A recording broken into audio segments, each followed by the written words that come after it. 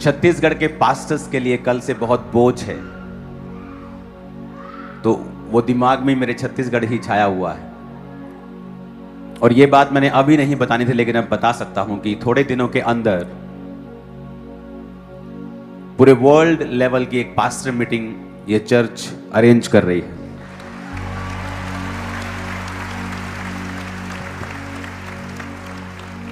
जिसमें सिर्फ मेंटरशिप वाले पास्टर्स नहीं, हम सब इकट्ठा होंगे। और ये 1 दिन की नहीं होगी, ये 2 दिन की नहीं होगी, ये 3 दिन की होगी। और इसमें सुबह एक सेशन होगा, फिर लंच होगा, शाम का सेशन होगा, फिर सुबह, फिर शाम, फिर सुबह, फिर शाम, फिर प्रेयर माउंटेन के ऊपर एक लाइव सेशन होगा। तो ये अपने आप one of its on kind, ये अपनी तरह की एक अनोखी और पहली इस चर्च की मीटिंग होगी जो आपने पहले कभी नहीं देखी होगी। आई थिंक जो भी परमेश्वर करता है वो अच्छा ही करता है। मेरे मुंह से वो झारखंड की वजह छत्तीसगढ़ निकला, क्योंकि मैं बताना नहीं चाहता था अभी, तो वाइफ ने आके बताया कि नहीं भाई साहब, छत्तीसगढ़ नहीं, झारखंड है। तो मैंने कहा ठीक है। तो मैंने कहा फिर ये परमेश्वर ने इसलिए किया है कि मैं आपको बता दूं, क्योंकि ये इम्पॉर्टेंट है, वेरी इंपॉर्टेंट। और जो बात मैं आपसे करूंगा, छत्तीसगढ़ क्रूसेड को हम देखेंगे, और झारखंड, सॉरी, हालेलुया, वीडियोस को देखेंगे। वो आदि और अंत है, ते युगो युग के अटल है, युगो युग के अटल है, युगो युग के अटल है। वो आदि और अंत है, ते युगो युग के अटल है, युगो युग के अटल है, युगो युग के अटल है। वो आदि और अंत है, ते युगो युग के अटल है। मेरे परमेश्वर वास्ते, मेरे परमेश्वर वास्ते सारा कुछ पॉसिबल है। मेरे यीशु दे वास्ते सारा कुछ पॉसिबल है। मेरे परमेश्वर वास्ते सारा कुछ पॉसिबल है। मेरे यीशु दे वास्ते सारा कुछ पॉसिबल है।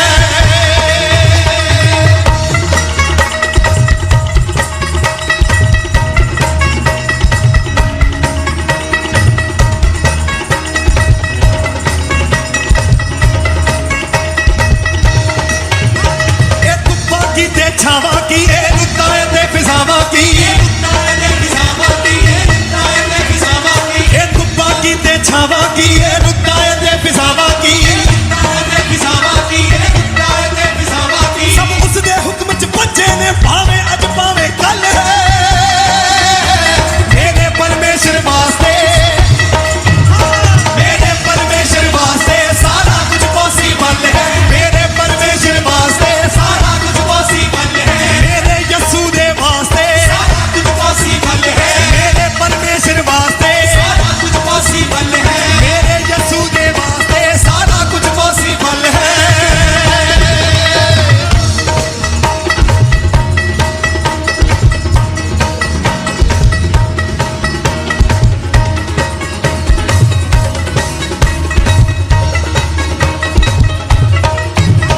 ਉਹ ਸਭ ਦੇ ਦਿਲਾਂ ਦੀਆਂ ਜਾਣਦਾ, ਤੇ ਹਰ ਇੱਕ ਰਮਜ਼ ਪਛਾਣਦਾ, ਹਰ ਇੱਕ ਰਮਜ਼ ਪਛਾਣਦਾ, ਤੇ ਹਰ ਇੱਕ ਰਮਜ਼ ਪਛਾਣਦਾ। ਉਹ ਸਭ ਦੇ ਦਿਲਾਂ ਦੀਆਂ ਜਾਣਦਾ, ਤੇ ਹਰ ਇੱਕ ਰਮਜ਼ ਪਛਾਣਦਾ। Okay, that's it. रमज़ पछाणदा। आई थिंक बाद में आप ये वीडियो देख लेना, इंटरनेट पे है। सुनो, अपने घुटनों के बाहर आओ, बाइबल को उठाओ और कहो, परमेश्वर आज जो कुछ, नहीं, अभी चुप ही रहना तुम लोग, नहीं चुप रहो अभी, ओके, चुप रहो। अपने हाथों को उठाओ, अब टीम चुप रहना तुम लोग, ओके। अब तुम लेट हो, उठाओ अपने हाथों को, कहो आज जो कुछ मैं सुनूं, मैं फलों को लेके आऊं। प्रभु यीशु मसीह के सामर्थी नाम में हम मांगते हैं।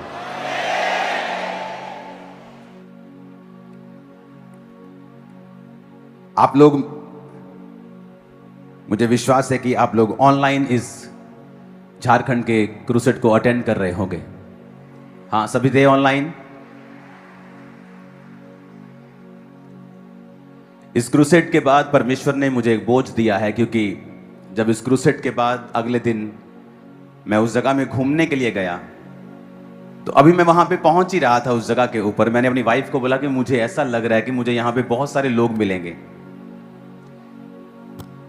मेरी वाइफ बोले नहीं हो सकता है कि वो लोग थक गए होंगे 2 दिन क्रूसेड में। कहा हम क्रूसेड जिन्होंने किया है वो यहां घूमने आ रहे हैं इस जगह के ऊपर। वो बड़ी मशहूर जगह थी वहां की। तो मैं अभी बोल ही रहा था कि सामने जैसे ही हमने नारियल पानी पीने के लिए रुके, मेरा स्पिरिचुअल सन वहां खड़ा था। उसके आगे रुके तो पास्टर्स मिलने लगे। तो जहां हम घूमने गए थे वहां पर 70-80% लोग क्रिश्चियन थे और सभी मुझे जानते थे।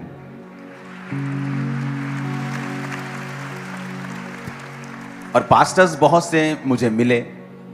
उन्होंने बताया कि उनकी स्टेट में अलग अलग तरह के परसिक्यूशंस हैं, अलग अलग तरह के उनको दबाने के लिए लॉ पास हो रहे हैं। तो मेरे अंदर ये बोझ परमेश्वर ने उसी दिन से, उसी क्षण से डाल दिया था। और मैं लगातार फिर प्रेयर में था और अपनी वाइफ से बात मैंने की। मैंने कहा परमेश्वर जब चाहता है कि जो परमेश्वर ने ग्रेस इस सेवकाई को दी है, अब वो टाइम है कि वो दूसरे पास्टर्स के अंदर हम उसे इम्पार्ट करें। क्योंकि जो आप देखते हो स्टेज के ऊपर, ये आउटकम है, ये रिजल्ट है, लेकिन जो तैयारी है वो आपको कभी नहीं दिखती। जो तैयारी है वो कभी दिखती नहीं है।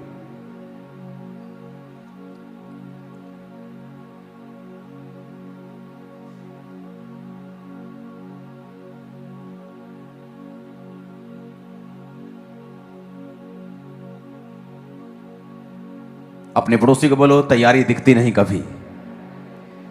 जो आप बिल्डिंग देखते हो ना, बुर्ज खलीफा देखते हो आप, वाह कितना लंबा है, कितना अच्छा है, लेकिन उसकी जो नींव है वो उससे कहीं अधिक मुश्किल, मजबूत, फैली हुई है जितना आपको वो दिखता है। तो परमेश्वर मेरे अंदर ये बोझ लगातार डालता ही जा रहा था कि मैं, क्योंकि उस पास्टर मीटिंग जैसे हम करते हैं, एक दिन की पास्टर्स आते हैं और चले जाते हैं, अब वो मीटिंग ऐसी नहीं होगी। उसमें जो शेड्स हैं उनको स्पेशली तैयार किया जाएगा पास्टर्स, उनकी फैमिलीज के रहने के लिए।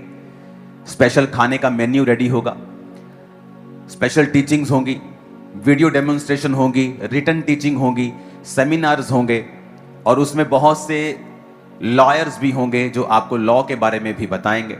उसमें एक सेशन ऐसा भी होगा, हीलिंग सेशन होगा, टीचिंग सेशन होगा और सेमिनार्स होंगे।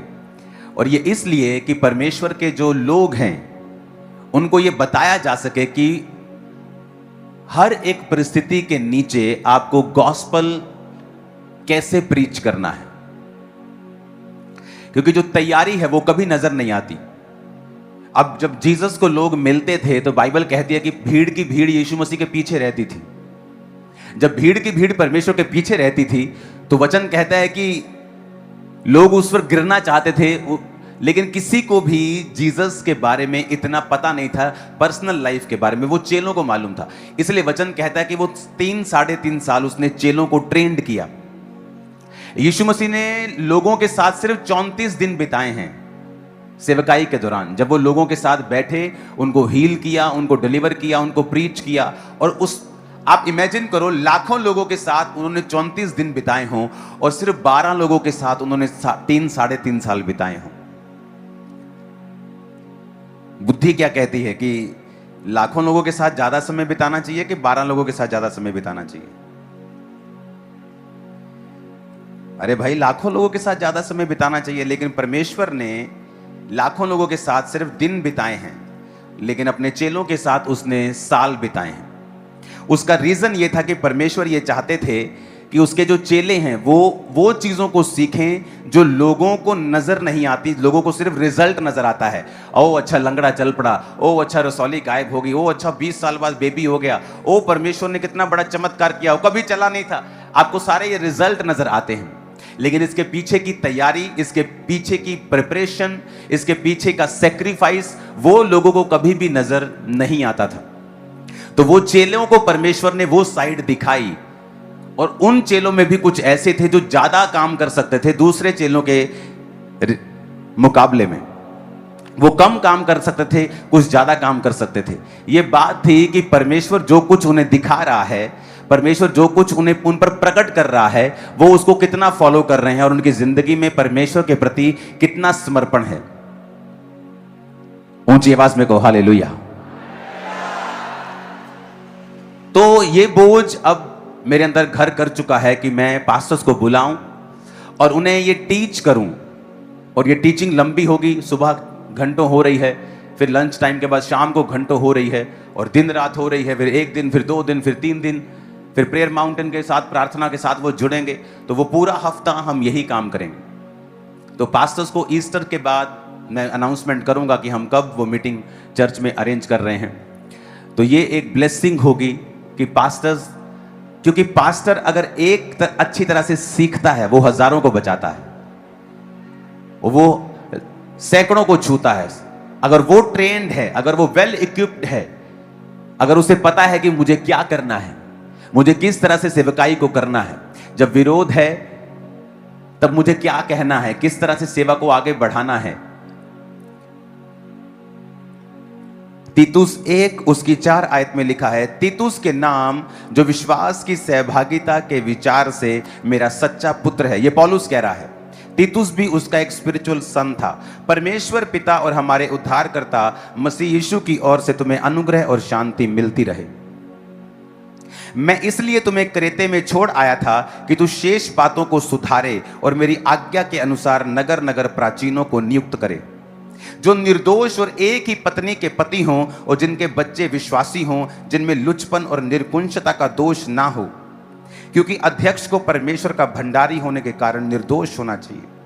ना हठी, ना क्रोधी, ना पियक्कड़, ना मारपीट, ना नीच कमाई का लोभी, अतिथि सत्कार करने वाला, भलाई का चाहने वाला, संयमी, न्यायी, पवित्र, जितेंद्रिय।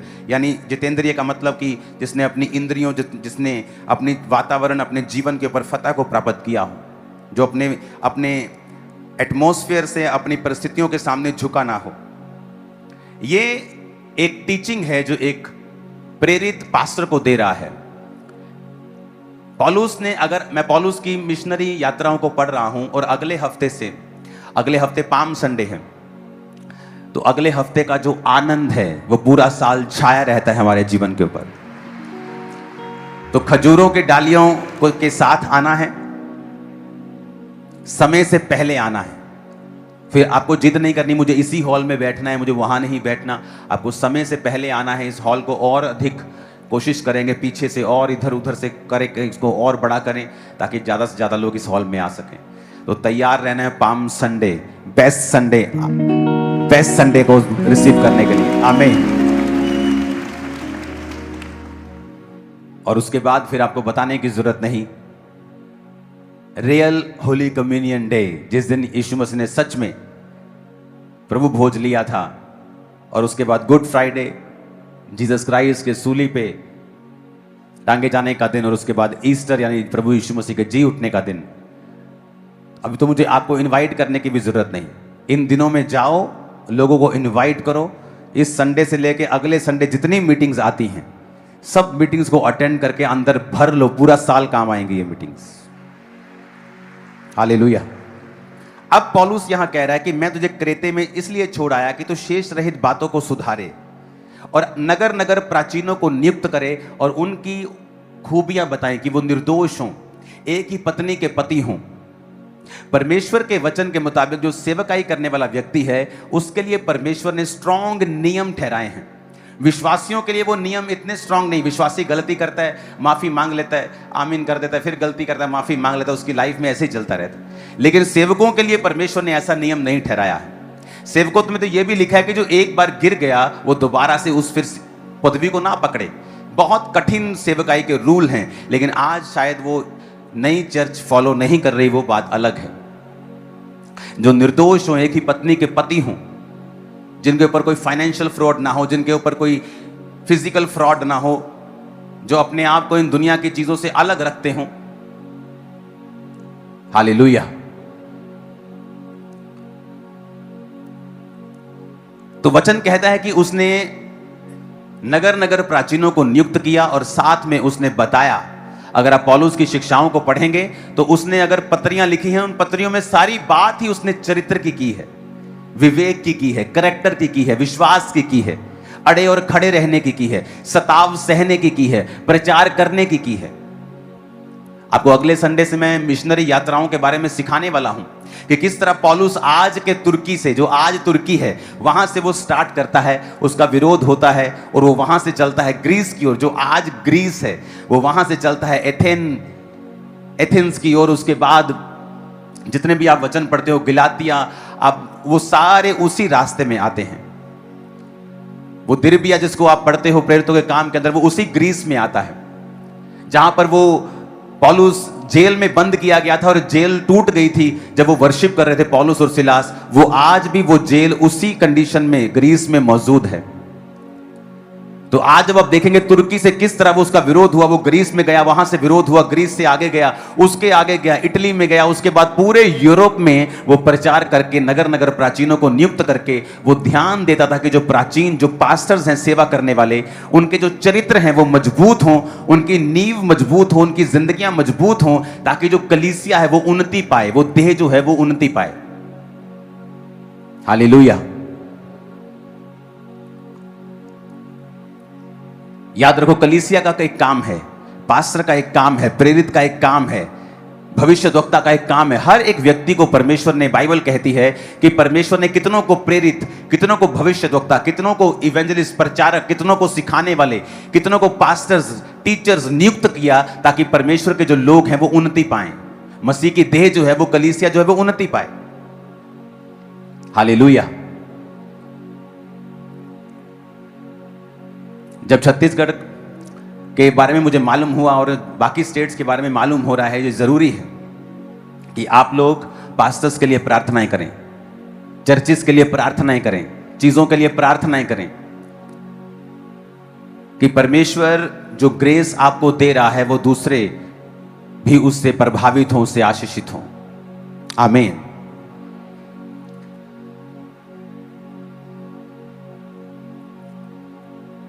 जब वहां पे क्रूसेड हुआ था तो बहुत सारी चीजें थी। तो अब जब झारखंड में क्रूसेड था तो मैंने कहा था कि मुझे मालूम है कि क्रूसेड की ऑफरिंग से आप कभी क्रूसेड नहीं कर सकते, वो इतनी कम होती है और खर्चे इतने ज्यादा होते हैं। खासकर अगर जब आप पंजाब से बाहर अपनी चीजों को यहां से लेके जाते हैं, वहां चीजें नहीं मिलती कई जो आपको चाहिए, जिस स्टैंडर्ड की, वो आपके आसपास, आपको बड़े शहरों में आपको ढूंढनी पड़ती। आप वहां की ऑफरिंग से आधा खर्चा भी नहीं कर सकते जो आज इस क्रूसेड का खर्चा था। किसने सपोर्ट किया? चर्च ने। वो आशीष भी किसको मिलेगी? चर्च को, क्योंकि आपकी वजह से वहां पे लोग बचे। कितने समझ रहे हैं इस बात को? वहां पे टीम बता रही थी कि 2 दिन की ऑफरिंग में आधा खर्चा भी नहीं होगा, लेकिन वो खर्चा किसने किया? जिन्होंने प्लेज किया कि मैं झारखंड क्रूसेड के लिए मैं बीजों को बोऊंगा। पौलुस कहता है कि तुमने मेरी मिशनरी कामों के लिए सहायता की। यह कलीसिया का काम है, सुसमाचार के लिए सहायता करना। क्रूसेड किसी पैसे के लिए नहीं किया जाता, ना ही ऑफरिंग के लिए किया जाता, बल्कि वहां पे उल्टा चर्च के लाखों रुपया लगते हैं, फाइनेंशियली लाखों लगा के आती है चर्च। लेकिन जो फायदा होता है किंगडम को, परमेश्वर के राज्य को, सुसमाचार में, नीचे से लेके ऊपर तक, हर मंत्री से लेके, हर पॉलिटिशियन से लेके विश्वासियों को मालूम था कि परमेश्वर के राज्य में बड़े काम हुए हैं। बहुत से लोग नए थे जिन्होंने अपना जीवन परमेश्वर को दिया। हजारों लोग परमेश्वर में शामिल हुए, हजारों पास्टर्स ने आशीष को पाया वहां पे आके। तो आपको क्या लगता है, वो लोग जिन्होंने सपोर्ट किया कि हम आपको सपोर्ट करते हैं, इस चर्च को सपोर्ट करते हैं, हम जानते हैं कि ऑफरिंग से क्रूसेड नहीं करवाए जा सकते। जो पंजाब के क्रूसेड होते हैं वहां की ऑफरिंग से आधा खर्चा निकल जाता है, लेकिन बाहर के क्रूसेड से आधा खर्चा भी नहीं निकलता है। लेकिन जो लोग बोने वाले लोग, उनको मालूम होता है कि हम चर्च में बो रहे हैं, परमेश्वर का काम हो रहा है, बड़ा काम हो रहा है। पौलुस का भी यही काम था। वो जहां जाता था मिशनरियों को, वहां पे प्राचीनों को नियुक्त करता था, उनको करेक्टर के बारे में सिखाता था, पास्टर्स को सिखाता था कैसे जीवन जीना है, क्योंकि उसे मालूम था कि अगर मैं इनकी पर्सनल लाइफ में इनके करेक्टर को अगर मैं सेट कर दूंगा, इनकी स्पिरिट को सेट कर दूंगा, ये कभी भी गिरेंगे नहीं, ये कभी भी सेवा में रुकावट नहीं आएगी। ऊंची आवाज में को हालेलुया। 9 आयत में लिखा है, और वह विश्वासियों के वचन पर जो धर्मोपदेश के अनुसार है स्थिर रहे, और कि खरी शिक्षा से उपदेश दे सके और विरोधियों के मुंह बंद कर सके, क्योंकि बहुत से लोग निर्कुंज, बकवादी और धोखा देने वाले हैं, विशेष करके खतना वालों में से। जब पौलुस प्रीच कर रहा था तो उसने कहा जो मेजर प्रॉब्लम है ना, वो पता क्या है? वो अविश्वासी नहीं है, वो यहूदी हैं, वो क्रिश्चियन लोग हैं जो मेन बकवाद करने वाले, झूठ फैलाने वाले, निर्कुंज, धोखा देने वाले। निर्कुंज का मतलब जिनको खुद कोई दर्शन नहीं है, लेकिन पौलुस जो दर्शन के नीचे था उसकी वो खिलाफत करते थे। कहता खतना वालों, विशेष करके खतना करने वालों से इनका मुंह बंद करना चाहिए। ये लोग नीच कमाई के लिए अनुचित बातें सिखाकर घरों के घर बिगाड़ देते हैं। कहता ये लोग जो अपने आप को मसीही कहते हैं, क्रिश्चियन कहते हैं, नीच कमाई के लोभी हैं। आज चर्च में सिस्टम है, अगर आपको क्रूसेड करवाना है आपको इसी नंबर पे ऑफरिंग भेजनी है। क्यों? ताकि लोग इस मिनिस्ट्री का नाम गलत इस्तेमाल कभी ना कर सकें, इसको बिजनेस ना बना सकें।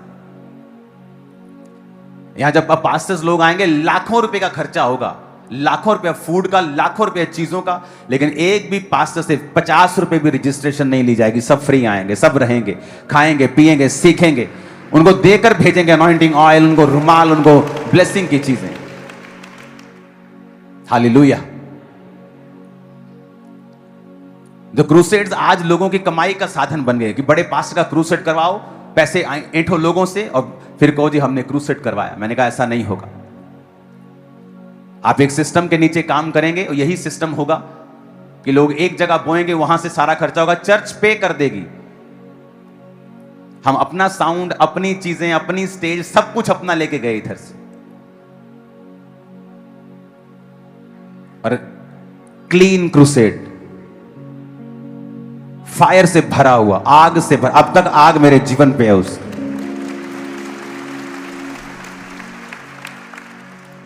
और इसके बाद ये मीटिंग होगी, उसके बाद एक नया क्रूसेड, 2 नए क्रूसेड है पंजाब के बाहर, मैं आपको अनाउंस कर दूंगा। तो अब वो टाइम है कि हम लोग ये समझें कि हमें परमेश्वर के किंगडम के लिए कार्य करना है। पौलुस जाता था, प्राचीन नियुक्त करता था, आगे निकलता था, फिर वापसी पे देखता था कि जो मैंने दिया है काम, प्रोटोकॉल, जितने मैंने वचन दिए हैं, क्या वो फॉलो कर रहे हैं सभी को? क्या सबके चरित्र ठीक है? कोई नीच कमाई का लोभी तो नहीं है इनमें? कोई निर्कुंज तो नहीं है? बकवादी तो नहीं है? धोखा देने वाला तो नहीं? कहता विशेष करके जो खतना वाले लोग हैं, जो मूसा की व्यवस्था पे चलने वाले, अपने आप को यहोवा के लोग जो अपने आप को कहलाते हैं, विशेष करके वो नीच कमाई के लोभी हैं, धोखा देने वाले हैं, बकवादी हैं, अनुचित बातें सिखाते हैं, बकवाद करते हैं, जो बातें अनुचित हैं उनको बोलते हैं। और वचन कहता है कि पौलुस के अंदर यह बोझ था। अगर इसलिए आज जब आप यूरोप साइड जाएंगे, आपको डायरेक्ट दिखेगा कि यहां पर जो काम किया गया था उसका असर आज 2000 साल बाद भी आपको वहां नजर आता है। 2000 साल बाद भी मसीह में की गई मेहनत कभी व्यर्थ नहीं जाती। आज पूरा वर्ल्ड आप इस कलीसिया को देख रहा है, पंजाब की कलीसियाओं को वो देख रहे हैं कि किस तरह से परमेश्वर ने हमें ब्लेस किया और किस तरह से परमेश्वर ने आपकी मेहनत को व्यर्थ नहीं होने दिया। और आप रीजन बने लोगों के विश्वास में बढ़ने का, पास्टर्स के लिए इंकरेजमेंट में रहने का, कि परमेश्वर सब कुछ कर सकता है। अगर हम अड़े रहेंगे, खड़े रहेंगे, तो डेफिनेटली गवाही के साथ ही वापिस आएंगे। आमीन।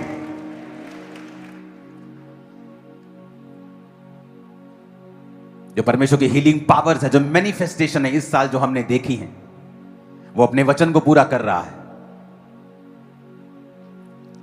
Hallelujah, hallelujah.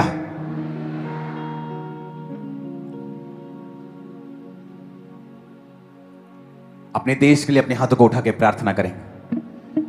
सुनो, जो कुछ देश में घट रहा है, सिलेंडर नहीं है, वो नहीं है, सब कुछ सरकार के ऊपर नहीं होता। जब युद्ध शुरू हो जाता है सरकार कुछ नहीं कर सकती। तो हमारी प्रार्थनाओं की जरूरत है। इस देश को, आप लोगों को अपने हाथों को उठाएंगे, अपने देश के लिए प्रार्थना करेंगे। खुदा बाप, उस युद्ध के ऊपर तेरा हाथ आए, तेरी शांति आए। भारत को ब्लेस कर, यहाँ के लोगों को ब्लेस कर, हर तरह की शॉर्टेज को खत्म कर खुदावंद। तेरे जीवित नाम में हम मांगते हैं, आमीन। ऊंचा ये आशीष हमारी। आप इमेजिन करो कि एक जगह पे युद्ध हो रहा है और जस्ट एक छोटा सा 33 किलोमीटर की वो कनाल सी है, वो समुद्र सा है, 33 किलोमीटर है, सिर्फ वो बंद हुआ है तो हम सब लोग दुखी हो गए इंडिया में। वहां पे हम किसी ढाबे पे या किसी रेस्टोरेंट में रुकते थे तो बोलते थे कि मेन्यू हमारा आधा हो गया, हमारे पास सिलेंडर नहीं।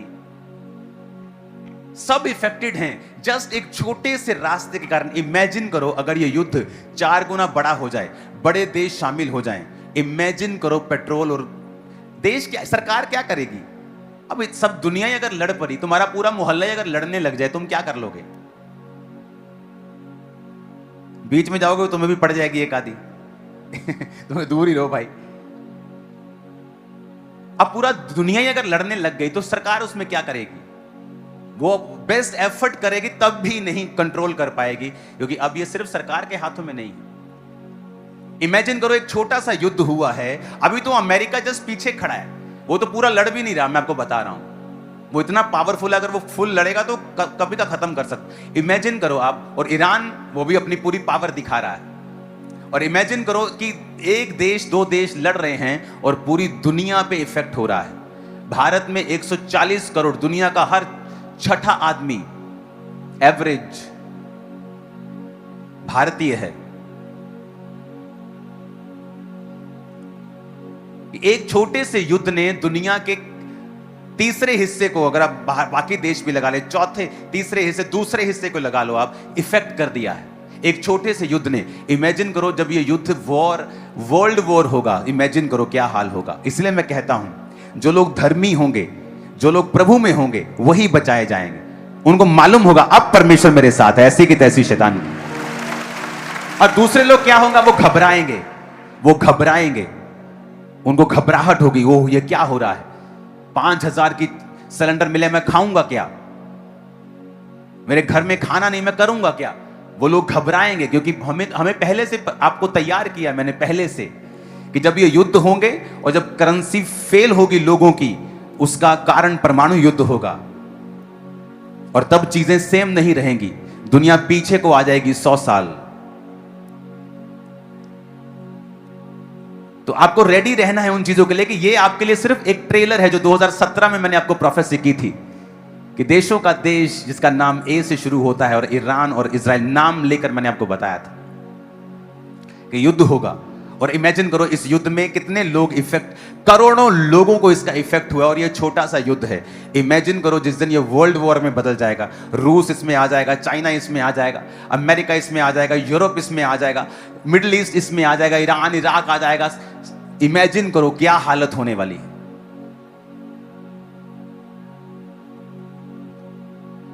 इसीलिए जितनी रूहें बचा सकते हो बचा लो,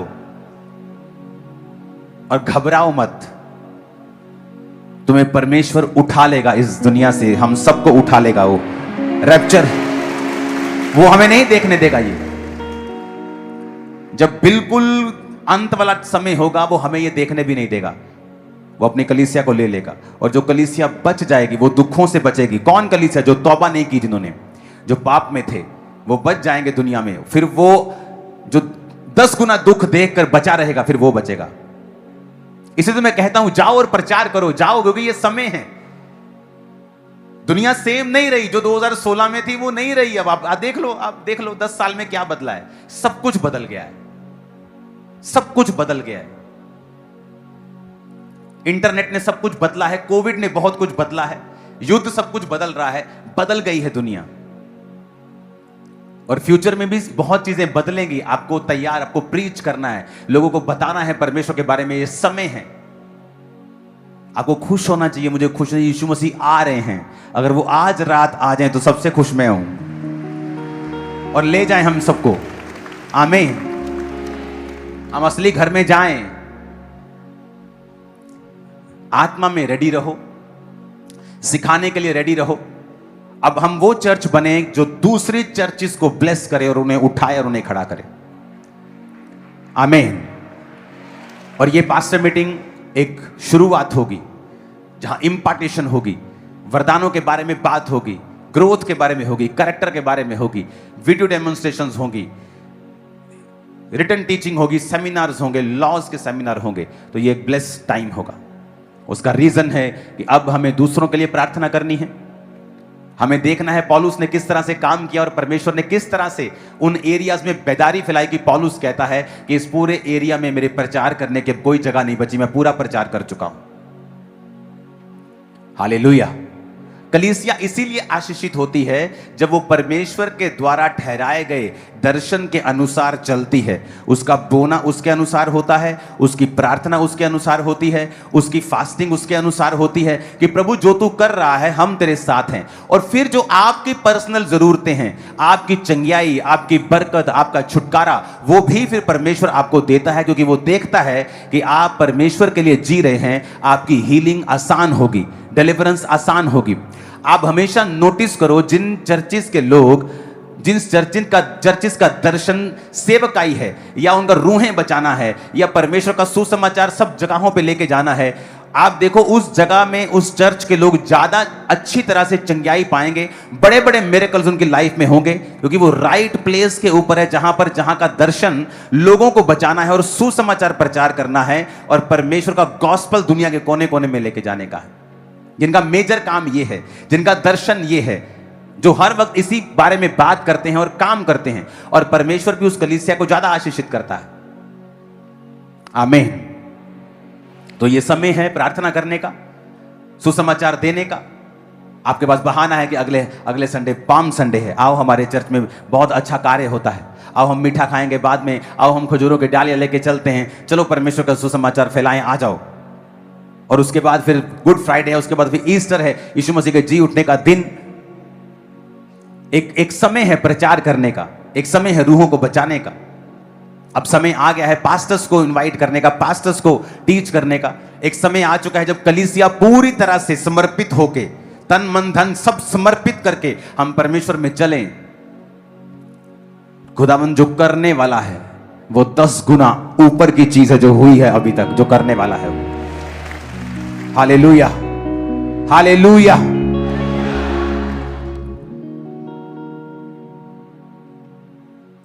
क्रूसेड के बाद पीएनजी के प्राइम मिनिस्टर का मुझे वीडियो कॉल आया, मुझे कांग्रेचुलेट कर रहे थे कि मैंने वो मीटिंग देखी, वाह बड़ा अच्छा था, कि पूरी दुनिया तक वो सुसमाचार क्या है कि परमेश्वर क्या कर रहा है। अब हमें प्रार्थनाओं में रहना है, पूरी दुनिया के लिए प्रार्थना करनी है, पास्टर्स के लिए प्रार्थना करनी है, इंडिया की अदर स्टेट्स के लिए प्रार्थना करनी है, दूसरे पास्टर्स के लिए प्रार्थना करनी है कि परमेश्वर इस चर्च को यूज करे। प्रार्थना करनी है कि वो पास्टर्स को इंपार्ट कर सकें, उनको इक्विप्ड कर सकें, उनको ब्लेस कर सकें, उनको इंकरेज कर सकें।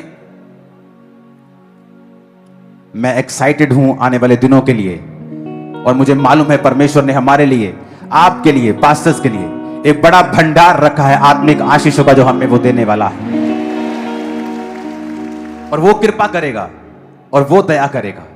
आमीन। हम सुपरनैचुरल पावर से चलेंगे, सुपरनैचुरल मैनिफेस्टेशन के साथ चलेंगे। आमीन। आपके हाथों में पावर है, आपके हाथों में जीवन है। आपको शायद मालूम नहीं होगा, बहुत लोग इस चीज से अनजान हैं।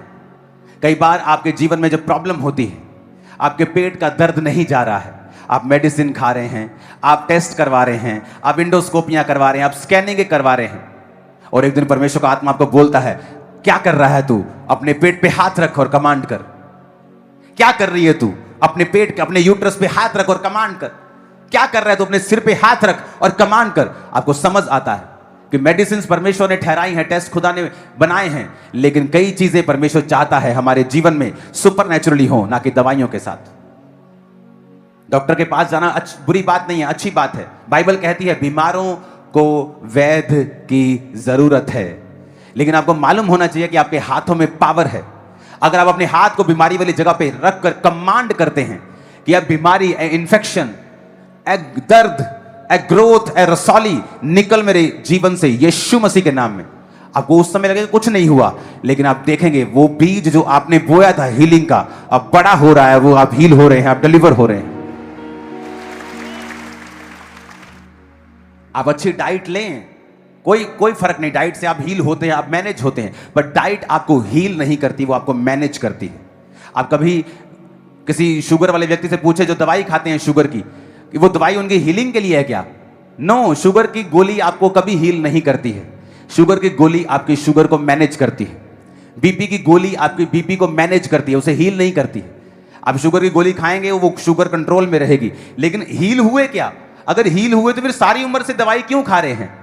क्योंकि वो दवाई आपको हील नहीं करती, आपको मैनेज करती है।